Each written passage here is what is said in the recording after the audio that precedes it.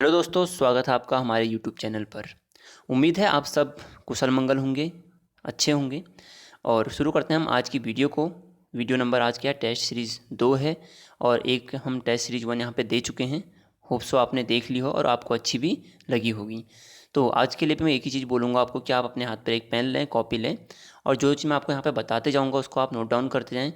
और जैसे जो पहले हम पढ़ चुके हैं ना, उसका आप जैसे आज की वीडियो में होता है तो आपका वो रिवाइज हो जाएगा। तो बढ़ते हैं हम आज की वीडियो की ओर। जैसे कि पहला क्वेश्चन हमारा है कि लॉर्ड कर्जन ने सिंचाई विभाग की स्थापना कब करी थी। तो पहले का आंसर बताओ। इससे पहले आपके माइंड में ये भी याद होना चाहिए कि जो फर्स्ट वाला वीडियो था हमारा, उसमें मैंने लॉर्ड कर्जन के बारे में एक क्वेश्चन पहले पूछा था, फिर उसके बारे में कुछ आंसर्स दिए थे।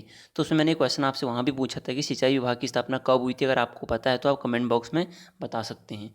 और इतने कमेंट आ गए, इतने कमेंट आ गए, क्या बात। तो अगर आप देखते हैं ना तो ज़रूर कमेंट किया करो, अच्छा लगता है। और अपने कम से कम एक, ज़्यादा नहीं तो कम से कम 2-3 फ्रेंड्स के साथ आप वीडियो को शेयर करें। तो एक अच्छा क्या होता है कि वीडियो जब किसी का पहुंचती है तो अगर उन लोगों को ज़रूरत है उसकी, तो वो देखेंगे तो उनको अच्छा लगता है ना। उनका भी भला हो जाएगा इसी बहाने। तो क्वेश्चन है कि लॉर्ड कर्जन ने सिंचाई विभाग की स्थापना कब करी। तो 1900, 1901, 1902, 1903 ऑप्शन दे रखे हैं हमें। तो आपको यहाँ बताना है कि लॉर्ड कर्जन ने विभाग की स्थापना कब करी थी करके। किसकी की स्थापना, सिंचाई विभाग की स्थापना कब करी थी। तो ये करी थी, देखो इसने 1901 में करी थी। ठीक है। अब देखो इसके बारे में कुछ इंपॉर्टेंट पॉइंट हम पढ़ लेते हैं कि सिंचाई आयोग सर कॉलिंग स्कॉट मानक्रिक की अध्यक्षता में करी गई। तो सिंचाई आयोग की स्थापना करी लॉर्ड कर्जन ने, वो किसकी अध्यक्षता में करी, तो कॉलिंग स्कॉट मानक्रिक की अध्यक्षता में करी थी। पुलिस आयोग की स्थापना 1902 में सर एंड्रयू फेजर की अध्यक्षता में की गई थी। और भारतीय विश्वविद्यालय अधिनियम कब पास किया गया था, तो 1904 में पास किया गया था। उसके बाद हमारा आता है यहाँ पे अगला कि भारतीय पुरातत्व विभाग की स्थापना। भारतीय पुरातत्व विभाग की स्थापना कब हुई थी, तो 1904 में हुई थी।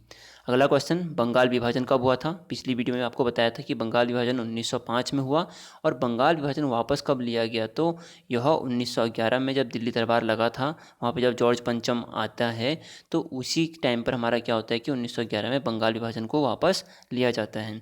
बाकी बंगाल विभाजन 1911, उसके बाद 1912, 1913 भी बहुत इंपॉर्टेंट चीज़ें वहाँ पे हैं, वो उसके बारे में चर्चा करेंगे अगली वीडियो में। तो नेक्स्ट क्वेश्चन की ओर बढ़ते हैं। चलो बढ़ते हैं अगले क्वेश्चन की ओर। अगला क्वेश्चन है, भरतनाट्यम किस राज्य का लोक नृत्य है। तो भरतनाडु अगर आपने थोड़ा सा कोई शॉर्ट ट्रिक पढ़ी हो तो भरतनाडु करके चाहिए। तो भरत तमिलनाडु का हमारा क्या है, लोक नृत्य है या फिर शास्त्रीय नृत्य है। तो भरतनाट्यम हो गया हमारा कहाँ का, तमिलनाडु का। बाकी देखो कुछ इसके इंपॉर्टेंट हैं कुछ लोक नृत्य, जैसे कि क्या, कुरवंजी, या फिर मैं यहाँ बोलूँ क्या, करगट्टम, कुम्मी, कोल्ट कोल्टम, कावड़ी, अट्टम, नोदी नाटकम। और कुछ ऐसी हमारे एक्स्ट्रा ये हैं क्या है, यहाँ के कुछ लोक नृत्य हैं। जैसे मैं अगर बोलूँ कि कुरवंजी हो गया या फिर कटरगट्टम हो गया, कुम्मी हो गया, तो हमारे कुछ ये एग्जाम में पूछते हैं। जैसे पावी कित्थु, ये भी हमारे एग्जाम में पूछा हुआ क्वेश्चन है। तो आप ये याद कर सकते हैं इसके बारे में। बाकी अगर याद नहीं भी होता तो आप इसको लिख लो। कुछ अगला जब क्वेश्चन ऐसे कुछ आते हैं तो वहाँ पर मैं आपको पूरे के पूरे यहाँ पे रिपीट करवा दूंगा। तो ऐसे ही पढ़ते रहोगे तो आपको याद होते रहेगा। तो बढ़ते हैं हम अगले क्वेश्चन की ओर। अगला क्वेश्चन है हमारा कि कृषि के प्राचीनतम साक्ष्य कहाँ से मिले हैं। कृषि के प्राचीनतम साक्ष्य कहाँ से मिले हैं। तो 4 ऑप्शन आपको दिए हैं यहाँ पे। तो आपका इसमें सही आंसर होगा हमारा कहाँ में, मेहरगढ़। मेहरगढ़ बलूचिस्तान पाकिस्तान वाला जो पड़ता है हमारा, वहाँ पे सबसे पहले कृषि के साक्ष्य मिले थे। अब इससे मिलते जुलते कुछ क्वेश्चन इंपॉर्टेंट हैं। जैसे कि मैं बोलूँ कृषि के प्राचीनतम साक्ष्य तो हमारे मेहरगढ़ से हो गई। अगर बोला कि पशुपालन के प्राचीनतम साक्ष्य कहाँ से मिले हैं, तो आदमगढ़ जो कि मध्य प्रदेश में आता है। फिर अगर यहीं से तुम्हें पूछ ले कि पहला पशु जो कि पालतू बनाया गया तो कौन सा था, तो कौन सा, कुत्ता था। आप सबको पता होगा, है ना, कुत्ता पहला पालतू पशु बनाया गया था। तो ये तो यहाँ से इंपॉर्टेंट वो थे। फिर कल के वो अगर आपने वीडियो देखी उसमें मैंने पूछा था कि पहला इंसानों द्वारा पहला जो धातु थी कौन सी यूज करी गई, तांबा करी गई थी, है ना, आपने वहाँ पे देखा होगा। और आग की खोज कौन सी युग में हुई थी, तो मैंने पूछा नहीं था वैसे, पर ये नवपाषाण काल में मतलब उसका यूज करना सीखा था। ठीक है। तो ऐसे कुछ क्वेश्चन हैं जो एग्जाम में पूछता है, तो उनको आप देखें, याद करें अच्छे से। बढ़ते हैं अगले क्वेश्चन की ओर। अगला क्वेश्चन है हमारा, विश्व का सर्वाधिक बॉक्साइट उत्पादन करने वाला देश कौन सा है। तो बॉक्साइट, अगर आप मैप देखोगे ना वर्ल्ड का मैप देखोगे तो साइड में बिल्कुल कौन है, ऑस्ट्रेलिया है ना, ऑस्ट्रेलिया है। तो इसलिए बॉक्साइट उत्पादन में प्रथम जो सर्वाधिक बॉक्साइट उत्पादन होता है कहाँ पे होता है, तो ऑस्ट्रेलिया में होता है। कुछ पढ़ लेते हैं इसके बारे में। जैसे कि आपने पिछली वीडियो में देखा होगा कि ऑस्ट्रेलिया के मूल निवासियों क्या कहते हैं, तो एबॉर्जिस कहते हैं। ऑस्ट्रेलिया की खोज एबल तस्मान थे 1642, कप्तान कुक 1769, या ऑस्ट्रेलिया के विश्व विख्यात सोने के खाने कालगुर्गी और कुलगारी, ठीक। और यह बोला जाए कि उत्सुक या सूखी भूमि का देश किसे कहते हैं, उत्सुक कुएं कहाँ पाए जाते हैं, तो ये सब हमारा कौन सा हो गया, ऑस्ट्रेलिया ही हो गया। अगला क्वेश्चन, कांडला बंदरगाह किस राज्य में स्थित है। कांडला बंदरगाह हमारा कहाँ स्थित है, तो यह स्थित है कहाँ पे, गुजरात में स्थित है ना। अब इसके बारे में इंपॉर्टेंट क्या चीज़ें हैं, जैसे कि इसको क्या बोलते हैं, ज्वारीय बंदरगाह, है ना। कांडला बंदरगाह को क्या बोलते हैं, यह एक ज्वारीय बंदरगाह है, ठीक। और यहाँ से कच्चा तेल, पेट्रोल, खाद्य तेल, नमक, कपास आदि का यहाँ से व्यापार किया जाता है। इससे पहले वाली वीडियो में हमने देखा था कि पारादीप कहाँ पे है, ये जो बंदरगाह है तो उड़ीसा में है, और यहाँ से लौह अयस्क और कोयला का निर्यात होता है। अगले क्वेश्चन की ओर बढ़ते हैं। देखो मेहनत तो करनी पड़ेगी, देखो आपको ने पिछली वीडियो में अगर ये याद कर लिया होगा तो आज आपको ये याद होगा, क्योंकि देखो आपने सुना भी होगा कि जो कामयाबी होती है ना वो हाथों की लकीरों में नहीं होती, वो कहाँ, माथे के पसीने में होती है। तो माथे के जब तक पसीना मतलब कि इतनी मेहनत ना कर लो तब तक क्यों बैठना है यार, तब तक मेहनत करते रहो, ठीक है। होगा एक ना एक दिन तो एग्ज़ाम निकलेगा। बाकी अगर आप अच्छे से पढ़ते हो, और देखो चाहे लॉकडाउन लगे या फिर जैसे अभी पेंडेमिक चल रहा है आपका कोविड-19 का इतना, तो ये नहीं कि तुम पढ़ना छोड़ दो, पढ़ते रहो, बढ़ते रहो, एक दिन मंजिल जरूर मिलेगी। तो अगला क्वेश्चन हमारा क्या है कि निम्नलिखित में से किस नदी का प्राचीन नाम सदा नीरा था। बहुत अच्छा क्वेश्चन है और बहुत ही इंपॉर्टेंट क्वेश्चन है कि सदा नीरा किस नदी का नाम, किस नदी का प्राचीन नाम था, तो किसका था, गंडक का, ठीक है। गंडक का प्राचीन नाम हमारा क्या था, सतानीरा। अब इससे कुछ इंपॉर्टेंट पॉइंट हैं इसी से मिलते हुए, जैसे कि कुंभा किसका प्राचीन नाम है, काबुल का, या फिर विपाशा व्यास का, गोमती गोमल का, वितस्ता झेलम का, फिर ये सुना होगा आपने परुशुणी, वितस्ता का युद्ध याद करना, वितस्ता का युद्ध अगर बोलते हैं ना कौन सी नदी के किनारे था वितस्ता है, तो झेलम ही है, ठीक। परुशुणी ये रावी हो गया, और शतुद्री वो हमारा सतलज को बोलते थे, ठीक। तो मोस्ट इंपॉर्टेंट क्वेश्चन है, यहाँ से आपको एग्जाम में कुछ भी पूछ सकता है, तो आपको ये सारे के सारे याद होने चाहिए कि विपाशा व्यास है, गोमती कोमल है, वितस्ता झेलम है, परुशुणी रावी हो गया, और शतुद्री सतलज का हो गया, ठीक है। अगले क्वेश्चन की ओर बढ़ते हैं। इन अ फ्री स्टेट पुस्तक के लेखक कौन हैं। देखो ये जो बुक है ना ये इंपॉर्टेंट इसलिए आ जाती है एग्जाम में, इसलिए बार बार पूछता है इनको, क्योंकि इन जितने भी बुक हैं यहाँ पे मैंने भी ये इनके नाम लिखे हैं ना, इन सबको मैन बुकर पुरस्कार या मान बुकर पुरस्कार मिल चुका है ना, को ये इनके बुक के लिए। तो इन अ फ्री स्टेट पुस्तक किसने लिखी थी, ये पुस्तक का आपने बताना है कि किसने यह पुस्तक लिखी है। तो इन अ फ्री स्टेट लिखी थी किसने, वी एस नाइपॉल ने, वी एस नाइपॉल ने हमारी क्या लिखी थी, इन अ फ्री स्टेट लिखी थी। और इसके बारे में कुछ चीज़ें और जान लेते हैं, जैसे कि सलमान रुश्दी ने क्या लिखी थी, या अरुंधति राय ने क्या लिखी, किरण देसाई ने क्या लिखी, ये इंपॉर्टेंट चीज़ें बनती है और एग्जाम में यहाँ से पूछता भी है। जैसे कि सलमान रुश्दी आप सलमान खान से याद करना, रात में इनको क्या गाड़ी चलाने का बहुत शौक है, तो मिडनाइट चिल्ड्रन 1981 में आई थी। और उससे पहले अगर मैं इसकी बात करूँ कौन सी, जो हमारी वी एस नाइपॉल ने लिखी थी इन अ फ्री स्टेट, ये 1971 में, ठीक है। अगर उस पुस्तक का आपको पूछे कब उन्होंने पब्लिश करी तो 1971 में। और अगर पूछा जाए आपको सलमान रुश्दी तो ये 1981 हो गया। अरुंधति राय ने क्या बोला कि the god of small things, कब, 1997। Kiran Desai in heritage of loss, Kiran Desai ने लिखे in heritage of loss 2006। Arvind Adiga, white tiger आ गया तब भी अरविंद क्या है, अडिगा है बिल्कुल, 2008 में। तो मोस्ट इंपॉर्टेंट सारे के सारे आपको याद होने चाहिए, एक बार में याद नहीं होते, दोबारा पढ़ो, दोबारा याद नहीं होते, तिबारा पढ़ो, एक दो बार लिख लो, याद हो जाएगा। आगे बढ़ते हैं नेक्स्ट क्वेश्चन की ओर। बहुत ही इंपॉर्टेंट क्वेश्चन है कि जलियांवाला बाग हत्याकांड कब हुआ था। आई होप आप सबको पता होगा, 13 अप्रैल को हुआ था। अब 13 अप्रैल को तो हुआ था, 13 अप्रैल इसमें 3 आ गए ये 13 अप्रैल हो गई।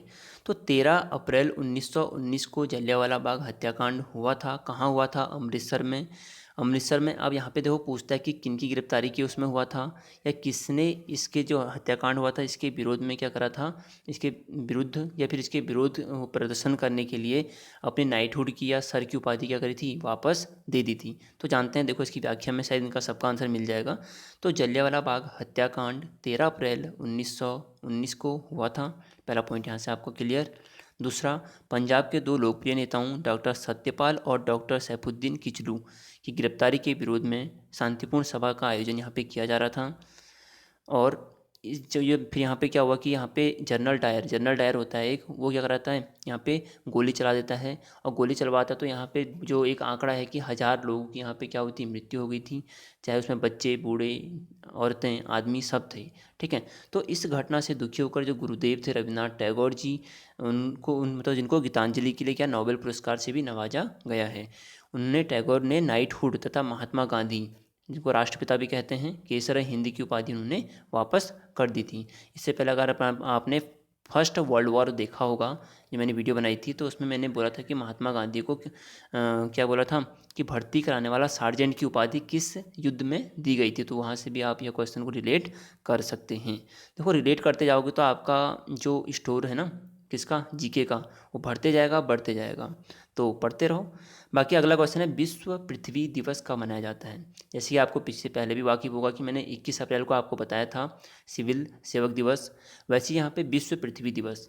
कोशिश करूँगा कि हर दिन आपके लिए कोई ना कोई दिवस लाते रहूँ, अगर वीडियो बना पाऊँगा या फिर आपका सपोर्ट रहेगा। सपोर्ट रहे तो वीडियो बनेंगी, या नहीं करोगे सपोर्ट तो कहाँ से बनेंगी, है ना। तो यहाँ पे है कि विश्व पृथ्वी दिवस कब मनाया जाता है। तो विश्व पृथ्वी दिवस हमारा मनाया जाता है कब, यहाँ पहले आंसर हो गया आपका 22 अप्रैल को। अगली बार कोशिश करूँगा इसको थोड़ा नीचे कर लूँ, क्योंकि वैसे आपको सबको पता है, मुझे पता है कि 22 अप्रैल को क्या हमारा पृथ्वी दिवस मनाते हैं। अब क्वेश्चन ये आता है कि शुरू कब से किया गया था। शुरू किया गया था 1970 से हमारा विश्व पृथ्वी दिवस मनाना शुरू किया गया, और यह इस बार 51वां मतलब 51वां हमारा पृथ्वी दिवस था। और इसकी थीम जो थी वो क्या है, restore our earth. Restore our earth इस बार की पृथ्वी दिवस की थीम थी। फिर आता है यूनाइटेड नेशन एनवायरनमेंट प्रोग्राम, जिसका मुख्यालय कहाँ है। तो इसका मुख्यालय नैरोबी केन्या में, और इसके जो मुख्य प्रमुख हैं मतलब जो वो कौन है, इंगर एंडरसन। और यूएनईपी के संस्थापक मॉरिस स्ट्रॉन्ग, और यूएनईपी की स्थापना हुई थी 5 जून 1972 को। ये सारे के सारे पॉइंट आपके मोस्ट इंपॉर्टेंट हैं, इनको आप रिटर्न डाउन करें। बार बार इसलिए बोल रहा हूँ लिखने के लिए कि लिख के याद होता है, अगर आप लिखोगे तो आपको ज़रूर एक दिन यह याद हो जाएगा।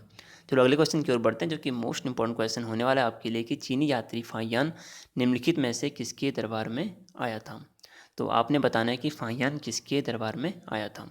तो फाहियान देखो बहुत आसान है, चंद्रगुप्त द्वितीय के टाइम पीरियड में यह क्या आया था, भारत की यात्रा पर आया था। फिर सारे इंपॉर्टेंट है, चंद्रगुप्त मौर्य के समय कौन आया, अशोक के समय कौन आया, हर्षवर्धन के समय कौन आया, या फिर अभी बोले बिंबिसार के समय, है ना। तो चंद्रगुप्त मौर्य अगर बोलें तो क्या है, मौर्य वंश का संस्थापक चंद्रगुप्त मौर्य हो गया। चंद्रगुप्त द्वितीय को विक्रमादित्य भी बोलते हैं। ठीक, अशोक तो अशोक महान हो ही गया, है ना। इनके क्या हैं, इन्होंने वो लिखवाए थे, क्या लिखाए थे, अशोक के शिलालेख दिखेंगे अपने, अशोक के स्तंभ लेख दिखेंगे, इनका हृदय परिवर्तन कब हुआ था, कलिंग युद्ध कब हुआ था। ये सारे मोस्ट इंपॉर्टेंट क्वेश्चन बनते हैं अशोक से। कभी अशोक के बारे में अगर क्वेश्चन पूछूंगा तो वहाँ पे अशोक का सारा आपके लिए कवर कर दूंगा। फिर इसके बाद आता है हर्षवर्धन, वेनसोंग, है ना। तो चलो बात कर लेते हैं इसके बारे में, अगर लिखा है तो। हाँ लिखा है देखो, मेगस्थनीज जो आया था किसके टाइम पीरियड में आया था, चंद्रगुप्त मौर्य के टाइम पीरियड में आया था, जिसके गुरु कौन थे, चंद्रगुप्त मौर्य के विष्णुगुप्त, कौटिल्य या फिर चाणक्य, जिन्होंने अर्थशास्त्र पुस्तक लिखी थी, जिसमें बोला जाता है राजा का शास्त्र उसको कहते हैं। डाइमेकस, डाइमेकस किसके टाइम पीरियड में आया था, बिंदुसार। फिर डायोनिशियस अशोक के टाइम पीरियड में आया था। बाकी इसका क्वेश्चन तो आपको यहाँ पे मिल ही गया कि जो हमारा फाहियान आया था वो किसके टाइम पीरियड में आया था, तो चंद्रगुप्त द्वितीय के टाइम पीरियड में आया था। फिर एक चीज़ यहाँ पर और बच गया हमारा हर्षवर्धन, इसके टाइम पीरियड में कौन आया था, तो हुएनसोंग आया था। तो दोस्तों वो होप सो आपको वीडियो बहुत अच्छी लगी होगी। तो करते हैं आज की वीडियो को यहाँ पे समाप्त। जय हिंद, जय भारत।